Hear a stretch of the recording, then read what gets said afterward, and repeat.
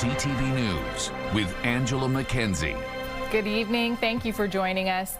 Today, people around the world gathered to mark the International Day Against Homophobia, Biphobia, and Transphobia. Advocates say it's about promoting equality and inclusion, and they are concerned that some of the hard-fought gains may be at risk. Denise Roberts reports. This lush backyard oasis is the life's work of Theo Wouters and his late husband, Roger Thibault. But their life together wasn't always beautiful. Roger and I, we had 10 years of intense harassment, and it was just devastating to our relationship. The two not only became the first same-sex married couple in Quebec, 25 years ago, they helped start a march against homophobia in Pointe Claire. Today, a special gathering was held in Wouters' backyard to honor that work. Quebec Minister Chantal Rouleau gave him a Medal of Honor from the National Assembly. Your legacy lives on in every step toward equality and in every person who speaks up for dignity and human rights. While many of the speeches celebrated progress made and the importance of diversity, some expressed concern attitudes are shifting. Well, we are worried there's been a downturn in acceptance where it's become a more possible to voice homophobic and transphobic comments. At Place des Festivals, the theme of this year's Citizens March against homophobia, biphobia, and transphobia was the importance of allyship. Organizers say statistics show intolerance is growing. For example, there was a report in schools that says that young people are now more uncomfortable with the idea of having a gay best friend than they were a couple years ago. Olivia Baker says the pandemic and social media have amplified divisions in society. We are seeing a rise in disinformation about LGBTQ+ issues, but it can also be just we're more and more polarized, like echo chambers and stuff like that. Getting out of those echo chambers and showing up in person is important. I think being online is not enough. We need to speak louder, and this event is like the perfect opportunity to do that. For Wouters, it's a bittersweet occasion. Today is a special remembrance for my late husband, which I still miss very much. But he says he's determined to keep going. Denise Roberts, CTV News. The leader of Quebec's Liberal Party posted today about some of the homophobic slurs that have been directed at him. On X, Charles Milliard said in 2026, these comments still exist. In fact, they are more prevalent than ever. And together, in all our diversity, let's us move forward with our heads held high toward a future filled with hope. Well, the Montreal Canadiens had the chance to close out the series last night against the Buffalo Sabres, but lost 8-3 on home ice. The Habs scored 3 in the first, and a trip to the NHL's Eastern Conference Final was firmly in their grasp. But that's where it ended. TSN 690 radio host Sean Campbell still likes the Habs' chances after the loss. The way this series is going, I'm not sure, but I do like the Canadiens to reset themselves, because if you look through the last couple of months, the Canadiens don't lose 2 games in a row. And they lost 3 games in a row during the regular season once. When they lose, they do recalibrate. They do bounce forward, as Martin St. Louis likes to say. This is something that I think gives an edge to the Montreal Canadiens. The fact that they played Tampa in Game 7. It's going to be tight if you can take advantage of those special teams. Power plays, you could see the power play for the Sabres starting to heat up. Canadians have to be a little bit sharper on the PK, even though they got a shorthanded goal. But special teams, stay out of the box. Don't give them the opportunities to take advantage. Philip Dano and coach Martin St. Louis spoke today before leaving Buffalo. The thing we have to bring in the Game 7 is our A game, and we didn't have it the last game, so that's probably the only thing I would say, because otherwise it's pretty 50-50, I would say. And it's a good series, and yeah, it could go either way. So if we bring our A game, we believe in our chances, but if we play like last game, it will be difficult. I mean, this situation is magnified in terms of bouncing forward, but the obstacles in life come at different time. And for us right now, it just came the last 24 hours, and got to find a way to bounce forward. Game 7 takes place in Buffalo on Monday. A viewing party will be held once again at the Bell Center, and the winner will take on the Carolina Hurricanes. Well, the streets of Longueuil are getting into the playoff spirit. The South Shore city has the same street names as many of the Montreal Victoire and Canadiens players. Matheson Avenue and Poulin Street are two examples. On social media, Longueuil said when looking at a city map, it no longer sees street names, but players, adding hockey is part of our collective DNA. Well, a Montreal police SUV was set on fire in downtown Montreal just after midnight. The vehicle was parked on Saint-Urbain near de Maisonneuve Boulevard West, close to police headquarters. Police say incendiary material was found at the scene and at least one person was seen setting the vehicle on fire. The investigation has been transferred to the arson squad. Well, it started with one pharmacy owner in Shawinigan, and now a growing number of Family Prix locations across Quebec are joining in to offer menstrual products at cost. Laurence Buisson-Dubroy reports.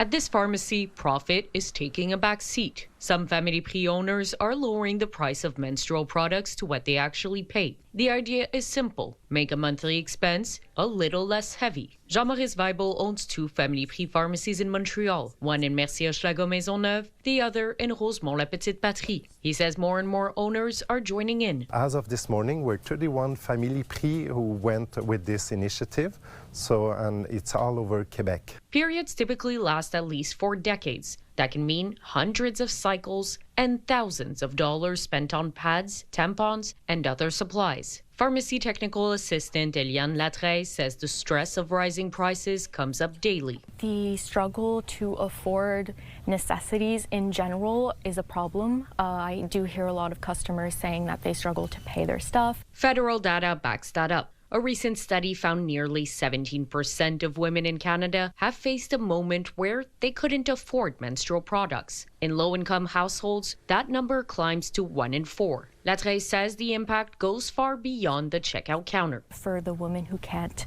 have the products they need, it can lead to absences in school situations, at work, in their daily life. Those behind the initiative now want other retailers and governments to step up as well. We really hope that there can be a change in politics and bring a larger discussion in menstrual precariousness. There's a financial trade-off for participating pharmacies, but Weibel says it's a move based on values, not profits. We're able to do that because we have loyal customers who buy locally. This initiative can save customers upwards of 30%.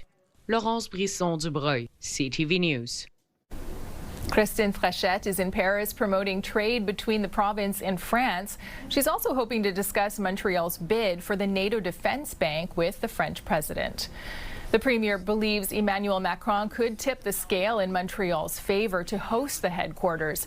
She plans to raise the issue during her meeting with Macron tomorrow at the Élysée Palace. Canada has been selected to host the headquarters of the Defense, Security and Resilience Bank. Toronto, Vancouver and Ottawa are also in the running. Well, the owners of an auto shop in western Quebec say they're frustrated after the province's language watchdog issued a warning about their English-only Facebook posts. Tyler Fleming reports. A proper repair and friendly service is why Jacques Pichet chooses Jer's Auto Service. Okay. Have a good day, man. Excellent people. I wouldn't go anyplace else.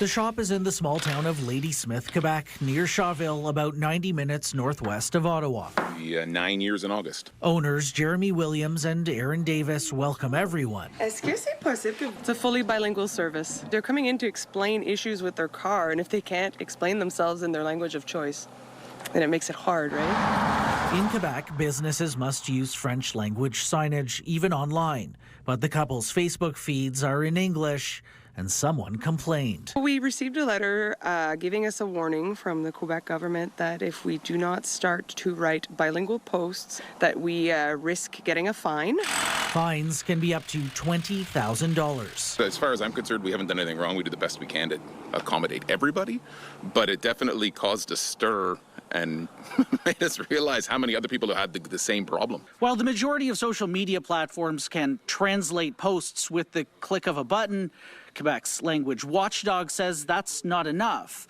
and that businesses must ensure there is an equal amount of accessible French as there is any other language. Facebook, it should be freedom. The owners say their Facebook feed is simply meant to be silly. We saw a baby stroller on the side of the highway missing a wheel, and so we made a post talking about the importance of retorquing your wheels when you change your tires. So is it disheartening? I mean, a little. Is it surprising? Not really. In light of the warning, Davis has made some changes to the roadside billboard. We fix cars. Clearly, the couple looking to drive home their point. I'm probably going to post something bilingual on our Facebook, but it's probably just going to be funny. It's just going to be satire, the same as it's been the whole time. The whole time, yeah. Tyler Fleming, CTV News. A recent poll on Quebecers' summer vacation plans show the majority still have no intention of visiting the United States. 40% say they will travel only within the province, while 17% will travel within Canada. Only 4% plan to visit the U.S. this summer. 1,000 Quebecers were polled from May 7th to the 10th in French and English. Well, the Public Health Agency of Canada has confirmed a positive case of Hantavirus in Canadian isolating in BC after leaving the cruise ship affected by a deadly outbreak.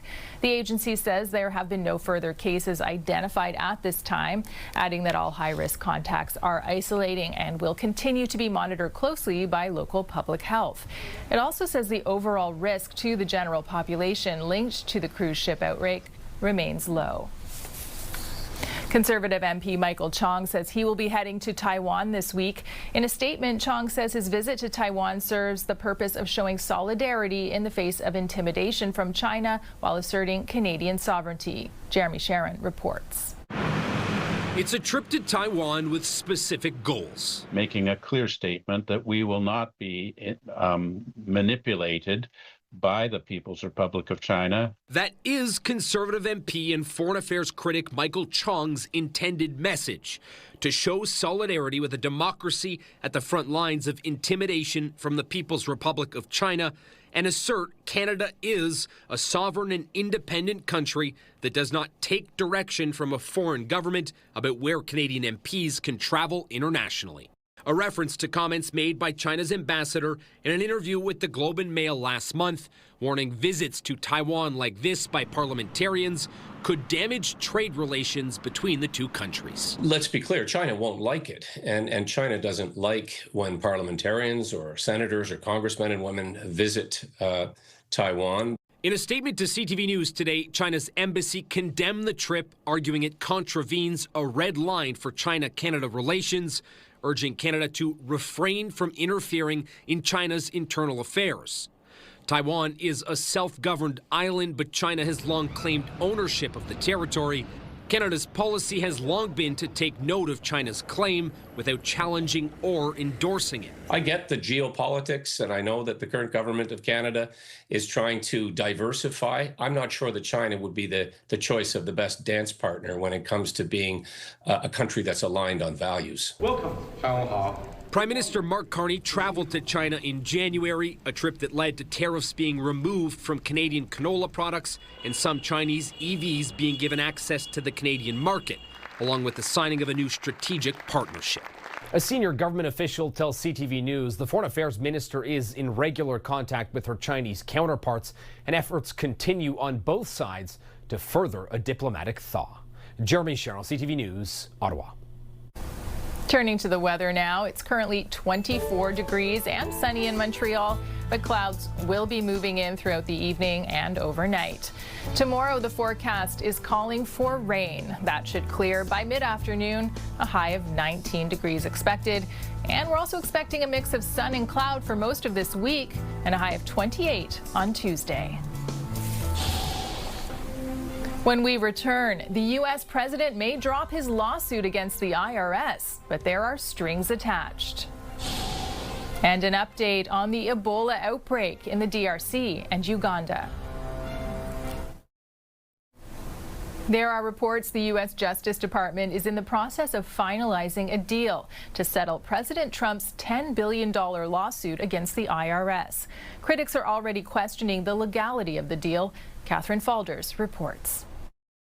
Sources tell ABC News an unprecedented settlement is being finalized in President Trump's $10 billion lawsuit against the IRS over his tax records being leaked to the press years ago. Sources tell ABC News the president is expected to drop the lawsuit in exchange for what's expected to be called the Donald J. Trump Truth and Justice Commission, funded with $1,776 million of taxpayer money, which would be used to settle claims by people who allege they were harmed by what Trump and his allies called weaponization of the justice system under President Biden. According to sources, some of the nearly 1,600 people charged in connection with the January 6th attack on the Capitol could be among those seeking damages from the fund. The top Democrat on the House Judiciary Committee calling it a political slush fund, adding it is, quote, illegal and unconstitutional. Only Congress has the power to appropriate money. It's an utterly lawless plan that is being forwarded. And if our Republican colleagues have any respect for the Constitution and the powers of Congress, they will move to block it. Sources say the proposed commission would likely be under no obligation to disclose details of operating procedures.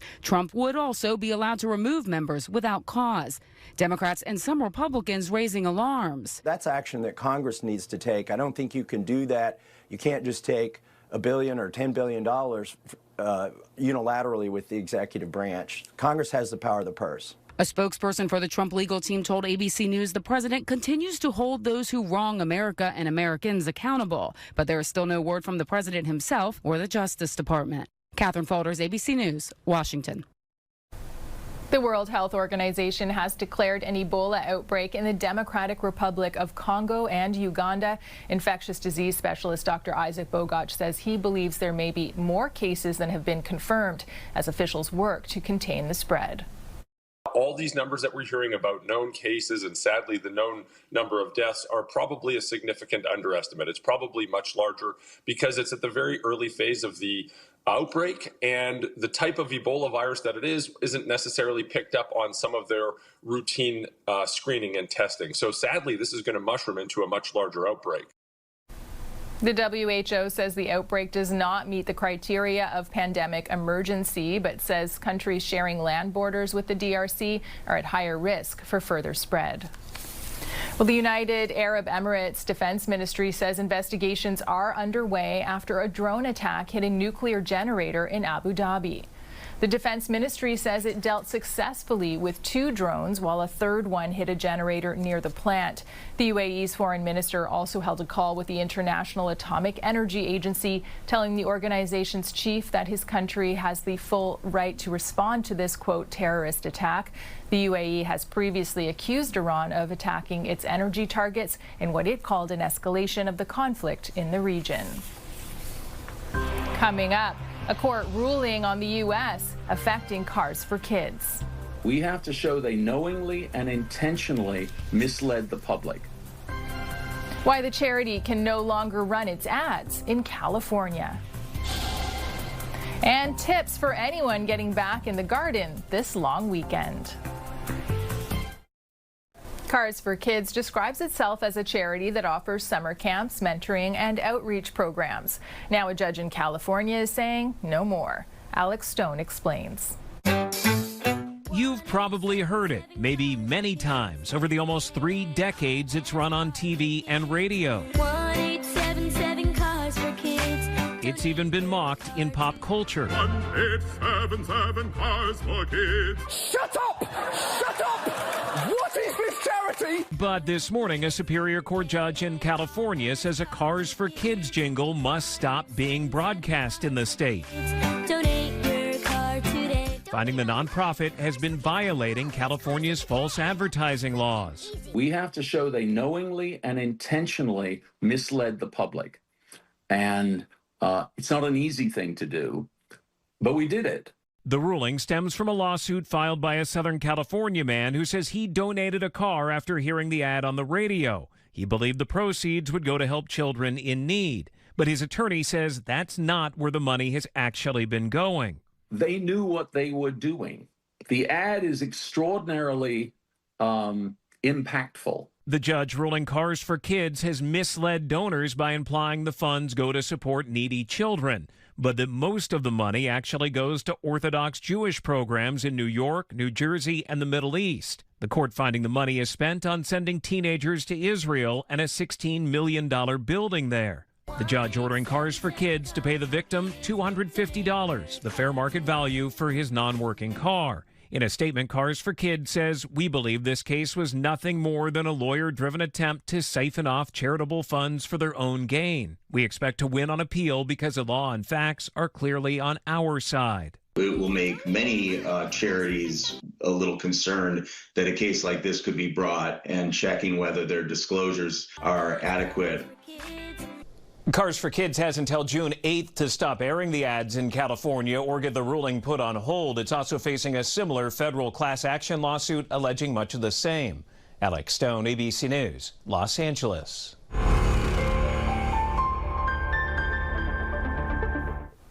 Time now for In Case You Missed It. The cost of appliances could go up this fall. That's when the final phase of Quebec's consumer protection bill comes into effect. Retailers in Quebec are calling for a delay. Matt Grillo reports.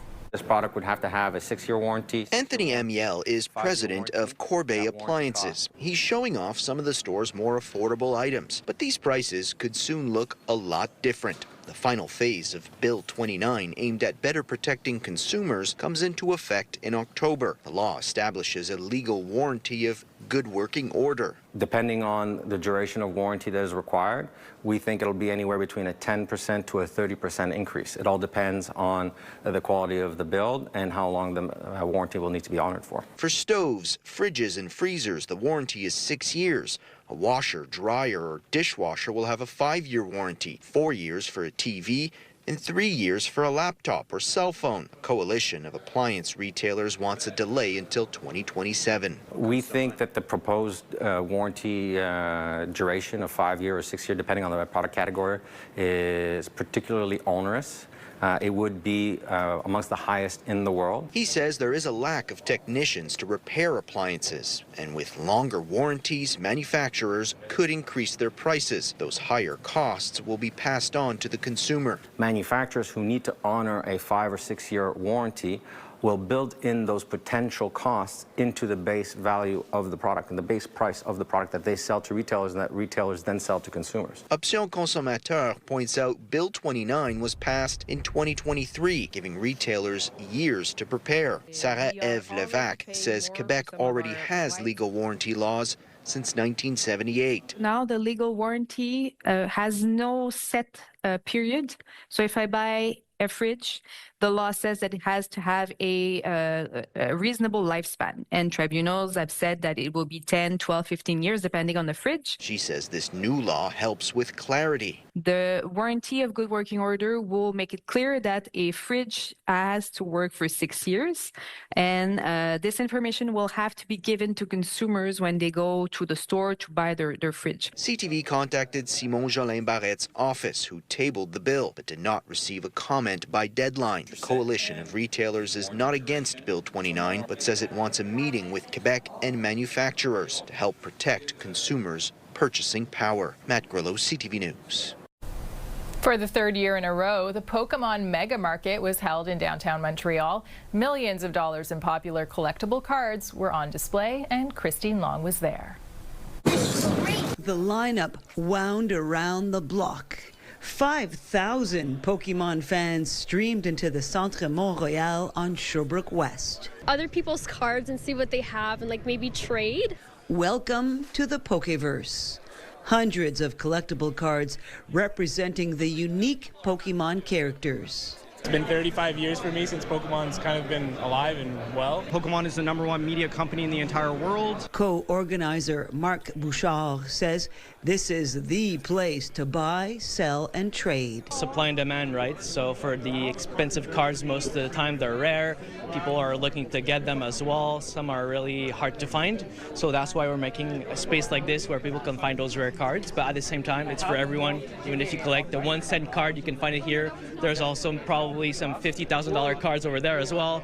So it's not even a perfect 10. And it's still, $2,000 card. So. With that kind of money on the table, there's been instances of theft of Pokemon cards, so there's plainclothes security guards in this crowd. That means collectors like Chris Henney can bring in their catalog with confidence. Looking at the condition to make sure that it's actually, you'll be able to at least make a profit off of it. So for example, if you have a damaged card, it's not going to be worth as much as a pristine card. So these are considered LP, which is lightly played, and these ones are considered NM, which is near mint. You're buying something that you can put in your hands, you can keep in your home, you can pass down to your kids. Worth a mint, but more tangible than buying crypto or Bitcoin. Many card collectors are here for the investment, says Rami Bouhazy. A lot of the adults happen to just be people who want to be investing or they want to diversify their portfolio. Near a recession, people want small items to keep in their pockets because the big items are too expensive. People come to buy and sell cards, but they also come for the community of like-minded fans. Everyone is very welcoming in the community. They're making friends. I've been meeting a lot of people at card shows. The reason why I started this event actually was to make new friends in the collecting space. How I can see so many of my friends. You can't catch them all, but the fun is in the chase. It's really fun. Christine Long, CTV News. The Canadian Food Inspection Agency has announced a food recall in Quebec and Ontario. It's for organic microgreens from two brands due to E. coli.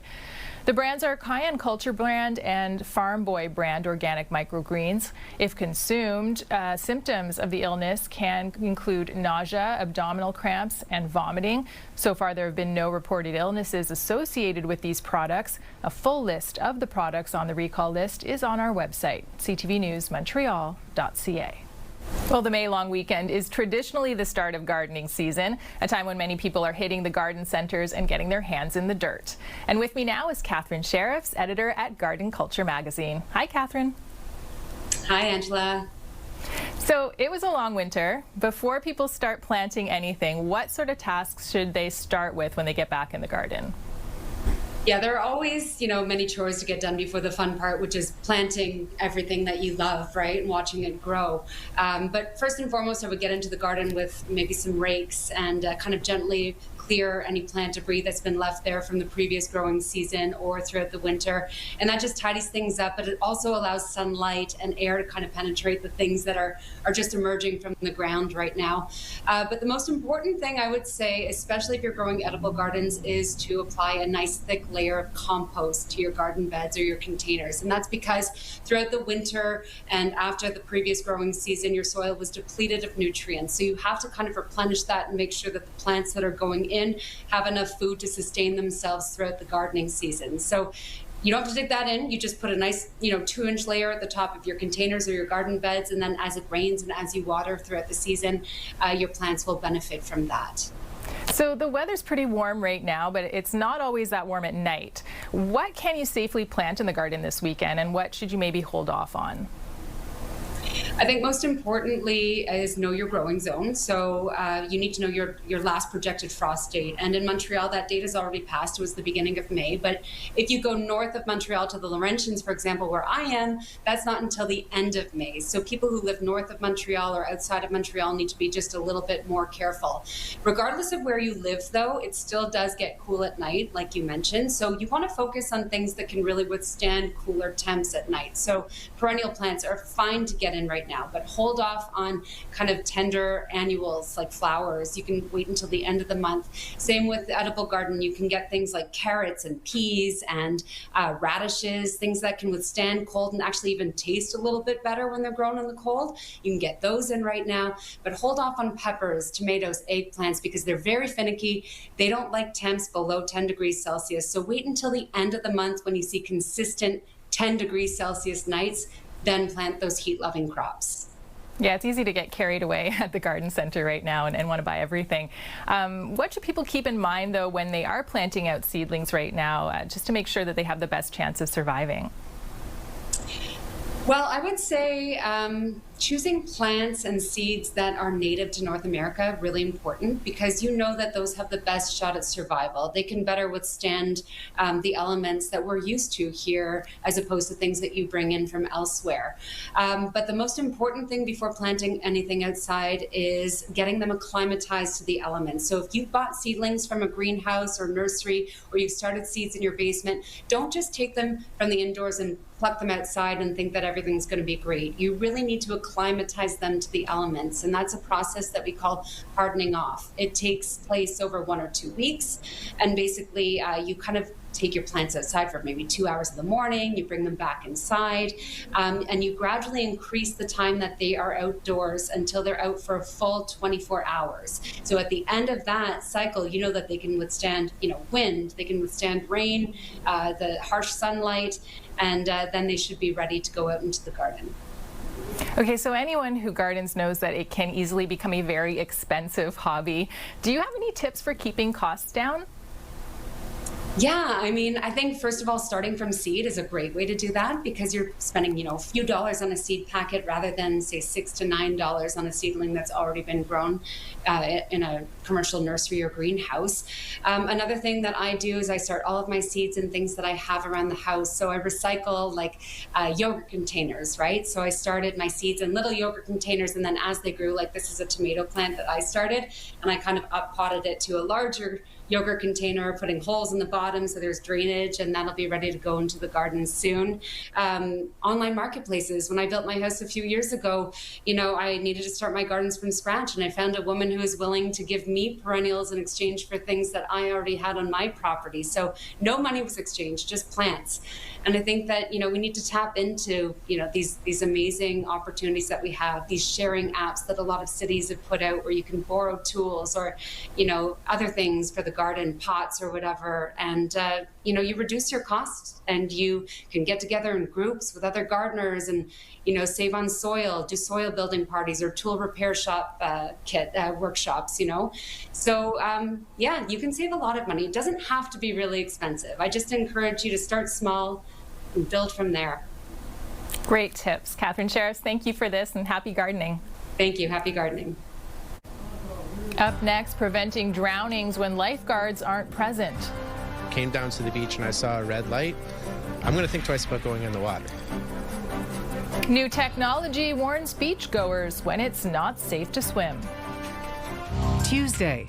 And he's like, get your stuff, you're getting off the plane. A W5 investigation that could change the way you travel. You're all being detained for transporting narcotics. We reveal how corrupt airport workers are turning innocent travelers into unsuspecting traffickers. Exclusive data on how often it happens and why you could be next. Tuesday on CTV News and ctvnews.ca. The debate over on-screen learning in schools is ramping up. In Ontario, a group of high school teachers is calling on the province to scrap the mandatory e-learning, saying the current model hurts engagement in class. Rita Ismail reports.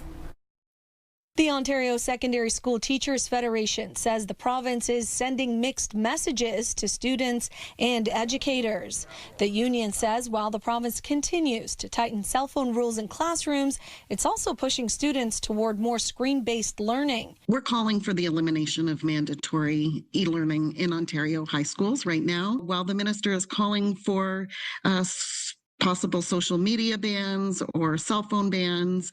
He really needs to take a look at, is on-screen learning the best for students? And we don't believe that it is. OSSTF argues mandatory e-learning was introduced as a cost-saving measure, one that has led to larger class sizes and fewer supports for students. This is absolutely just a cost-saving measure for the government. It's not what is best for kids. The Federation says funding formulas allow significantly larger online classes compared to in-person learning.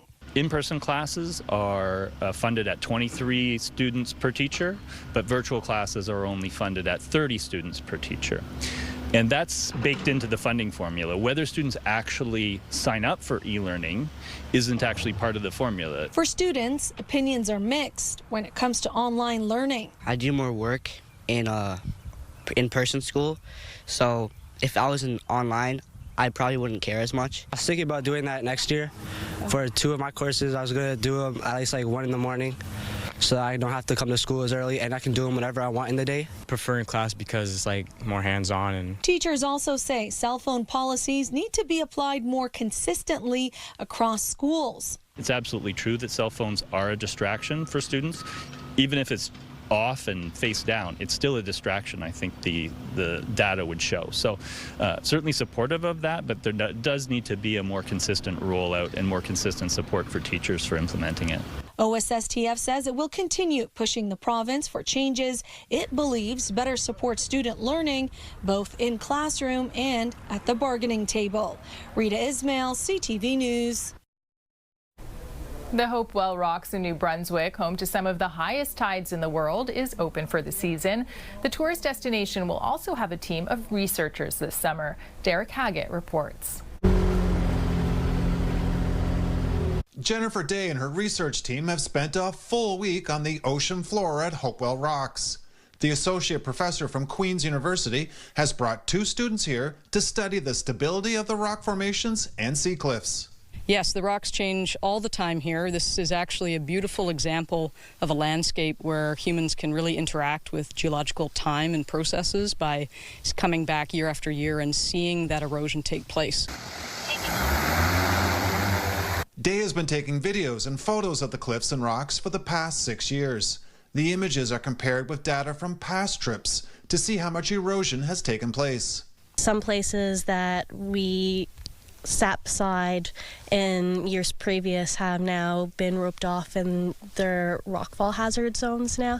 The staff at the provincial park are more than happy to have them. Any kind of advancement in science and in the structure and safety of the rocks, anything they do in that regard is very, very welcome by us for sure. It's work, but the team can't help but enjoy their surroundings.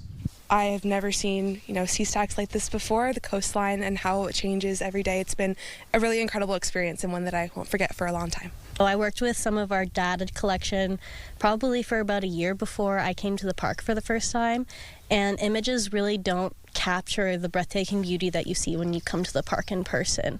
As for the long-term future of the rocks, with progressive erosion, the sea stacks we see today will likely collapse, and through erosion further back into the rock cliff, we will see new sea stacks emerging. Jennifer Day and her students will be wrapping up their week of research tomorrow, which just so happens to be opening day here at Hopewell Rocks. Derek Haggett, CTV News, Hopewell, Cape, New Brunswick. New technology is being installed at a beach in the hopes of reducing the number of lake drownings. It includes real-time data and a traffic light. Scott Miller has the details. A new system to warn beachgoers of unsafe swimming conditions is being installed on Kincardin's public shoreline. We've had a really tragic past in Kincardin where people have lost their lives because of really dangerous currents, and this will hopefully keep people safe so that when the conditions change, they can pause and take a moment to think about whether or not they should go into the water. 6 people have drowned and 7 more people have almost drowned in the waters off the coast of Kincardin since 2008. In a search for beach safety, Kincardin has created a 200-meter no-swim zone south of the town's pier where many of the drownings have occurred, while adding more life-saving equipment to the beach and piers. But the first smart beach light ever installed in Canada is really the centerpiece of Kincardin's push towards shoreline safety. This is actually a first of its kind in Canada, where we're working with the University of Waterloo and the municipality of Kincardin to develop a custom model for this beach in particular, and then as the conditions change, the light will change. Real-time data from buoys off the coast of Kincardin measuring wind speed and direction along with wave strength are combined with predictive modeling captured through 2 summers of studying Kincardin's water patterns and currents to automatically change the traffic lights to let beachgoers know if it's safe to go in the water or not. Red light, high hazard, yellow light, medium hazard, and green light, low hazard. If I wasn't even from around here and I came down to the beach and I saw a red light, I'm going to think twice about going in the water. This light is not driven by somebody making a decision. This light is driven off of a model, and that's the first time that that's been done in Canada, where They took the weather information for a few years, collecting it here at Station Beach with the University of Waterloo, and turned that into a model of our beach, so that as the weather is changing, that model is determining what is the red, the yellow, and the green. Kincardin's Smart Beach Light will be operational at least by June 12th. That's when they're going to have a ribbon cutting and a grand opening, essentially. And some of the families of the drowning victims here in Kincardin will be here to mark the occasion as well. In Kincardin, Scott Miller, CTV News. A famous American designer is helping put his own stamp on the nation's 250th anniversary. Sophie Flay reports. The American flag has been a signature of Ralph Lauren's style for decades. Now, as the nation prepares to mark America's 250th birthday, he's partnering with the U.S. Postal Service to put that iconic look on a new series of stamps. The idea of our stamp series is to celebrate everything that makes America what America is. The Postal Service, founded by Benjamin Franklin, actually predates the Declaration of Independence, connecting Americans since the very beginning. Even Abraham Lincoln once served as a postmaster. The collaboration began in 2025 with a capsule collection, Ralph Lauren reimagining the classic postal uniform. His son, David Lauren, says the inspiration came from everyday Americans. In many ways, the way they dress and the way they are part of our culture is overlooked by a lot of people. But my father saw beauty and romance in real people, the real workers, the people who made America, America. Ralph Lauren has always been about timeless, classic style, and so is the Postal Service. Now, that American story is making its way onto commemorative stamps. The designs feature classic images long associated with the Ralph Lauren world. Baseballs, horses, vintage cars, and the Empire State Building, where a kid from the Bronx first built his fashion empire. For 60 years, Ralph Lauren has told stories through American style. The Postal Service has been delivering American stories even longer. And with these stamps, they hope people will pick up a pen, put words on paper, and keep sharing stories of their own. He's made stamps that are at once beautiful, but also somehow deeply familiar to everyone, in just the right balance that you'll feel like this is something that speaks to you and to everyone. Sophie Flay, ABC News, New York. CF Montreal fans were disappointed after the team lost to the Chicago Fire at Stade Saputo Saturday. Philip Zinkernagel and Hugo Kuipers scored for Chicago. The final score was 2-0, ending Montreal's 5-game winning run. Montreal visits DC United next Saturday. And the Roses FC had to settle for a draw with the Calgary Wild yesterday. Lisa Pechersky scored the first goal for the Roses in 24 minutes in. Claire Monyard also found the net. Despite a strong first half, the team let a win slip away for the first time this season. The final score was 2-2. Well, the hottest ticket in town these days likely involves some sort of female sport. With the Toronto Tempo's first season underway and new teams announced as part of the PWHL expansion, it seems the sky is the limit for where female leagues might go. Here's Heather Wright. Can you hear the roar from the Hammer? The PWHL is coming to the Hammer. It's just so important for all the little girls to see that their dreams can become possible. The league has also announced new teams in Detroit and Las Vegas, bringing the total number of clubs to 11, with plans to soon make it an even dozen. The PWHL says 15% of its current players come from the Hamilton area, and a new team here is a big boost for those hoping to make it to the pros. I think it's a great opportunity for young female athletes in Hamilton, and from us being from Hamilton, getting to represent Hamilton, playing junior hockey is just a great opportunity. Women's sports are experiencing a surge in popularity. The Toronto Tempo tipped off last week with a sellout crowd for its inaugural home game, the first WNBA franchise outside of the United States. While the Northern Super League kicked off its second season following an historic year one that saw it quickly become the third highest attended women's football league in the world. These leagues attracting not only fans, but sponsors as well. It's gone beyond a foundational stage to really gaining momentum. Carrie Watson is with Westland Insurance, one of the inaugural sponsors of the Northern Super League. She says corporate support for women's sport is crucial to not only helping new leagues get off the ground, but also ensuring Canadian athletes have an opportunity to play and develop here at home. It was an exciting time for us to really support bringing those athletes home and having a great product on the field for our girls and women to be inspired by across Canada. Hamilton's new hockey team will play here at TD Coliseum, which has a capacity of up to 18,000 fans. They will likely have an early rivalry with the nearby Toronto Scepters, two teams playing just 70 kilometers apart. It's yet another indication of the popularity of women's sports. Heather Wright, CTV News, Hamilton, Ontario. Still to come, marking 20 years of one of La Ronde's top attractions. A sign of summer, La Ronde is now officially open and the amusement park is marking a few milestones. One of the favorite attractions, the Goliath roller coaster, is celebrating a 20th anniversary. To mark the event, a group of riders did 20 consecutive laps and prizes were handed out. The Montreal Fireworks Festival is marking its 40th year. 6 countries will compete and 2 tribute shows will be presented. Taking a final look at the forecast, it's currently 24 degrees and sunny in Montreal, but clouds will be moving in throughout the evening and overnight. Tomorrow the forecast is calling for rain, but that should clear by mid-afternoon, a high of 19. And we're expecting a mix of sun and cloud for most of this week and a high of 28 on Tuesday. Well, that's it for us. We'll be back at 11:30, but please note we will not air any newscasts on the holiday Monday. Enjoy the rest of the long weekend, everyone. Take care.